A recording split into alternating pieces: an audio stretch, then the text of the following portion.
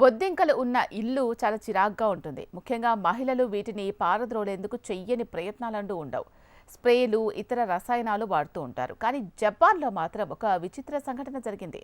ఒక వ్యక్తి బొద్దింకను చంపేందుకు ప్రయత్నిస్తూ తన సొంత అపార్ట్మెంట్ని తగలబెట్టుకున్నాడు. డిసెంబర్ 10న కుమాహోటోలోని చువో వార్డులోని తన అపార్ట్మెంట్లో సదరు వ్యక్తి బొద్దింకను గుర్తించాడు.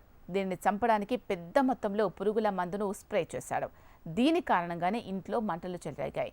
పురుగుల మందును స్ప్రే చేస్తూ ఉండగా ఒక్కసారిగా పేలుడు సంభవించిందని జపనీస్ వార్తాపత్రిక మైనిచి షిబున్ తన నివేదికలో పేర్కొంది. డిసెంబర్ 10 అర్ధరాత్రి ఈ సంఘటన జరిగింది.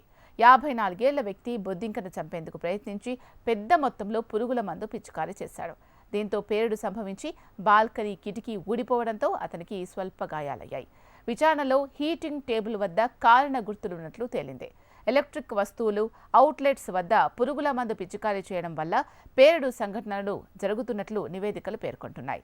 క్రిమి సంహారక మందుల్లో ఆల్కహాల్లో సహా మండే పదార్థాలు ప్రొపేన్, బ్యూటేన్ వంటి ప్రొపలెంట్స్ ఉంటాయి. ఈ ప్రొపలెంట్స్ ఖచ్చితమైన ఆక్సిజన్తో కలిస్తే పేలుడు సంభవించవచ్చని తెలిపాయి.